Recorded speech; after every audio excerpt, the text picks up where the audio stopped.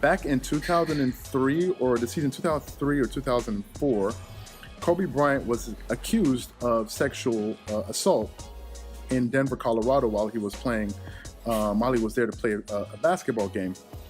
And the young lady who accused him said he had sex with her without her consent. And he later on had to go to court. And in his documentary, Muse, he spoke about how it was difficult for him to go through that ordeal with his family and all the pain that it brought to his wife. And he actually said that his wife, who was pregnant at the time, ended up having a miscarriage, and he believes that he was the reason for that.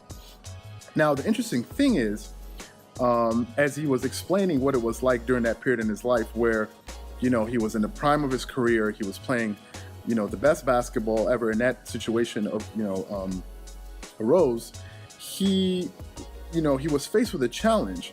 And the challenge was, how would he be able to continue to go out there and do his job and at the same time be able to, deal with all of the issues that he had at home on a personal level? And for me, that was a fascinating dichotomy, because I put myself in that position and I asked myself, I said, hey, how would I be able to handle such a situation like that? Imagine if I was being accused of, rape, or God forbid, rape or something else, and then I had to wake up every day and go to work. How would I negotiate my feelings every day? How would I perform?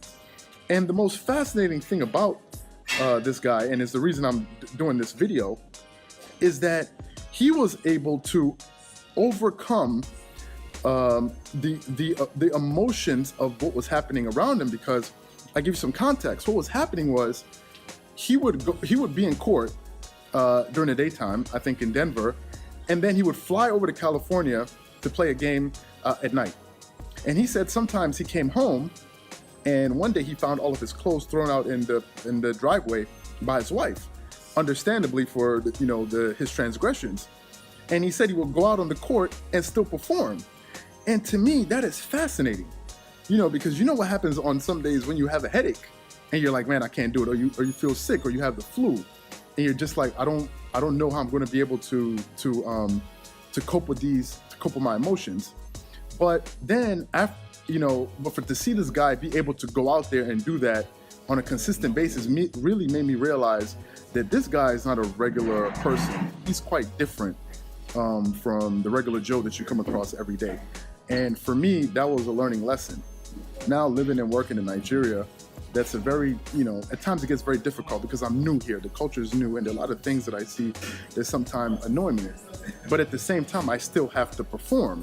I still have to do my job. So I often at times draw inspiration from him and some of the things that he's been able to do. So for those of you out there who don't know who he is, I really recommend that you just spend some time and research him, especially if you're going through any difficult situations in your life and you don't really know where to draw inspirations from. I mean, he hasn't written any books up to date, but I think the message that he gives, and if you watch some of his talks, you can really gain a lot from it and really understand how he was able to deal with adversity. And I use it every day in my life, and it helps me get through some of the difficult times that I go through as well. So that's my message. My message is just to check out some of Kobe Bryant's content and see if you can draw some inspiration from it as well.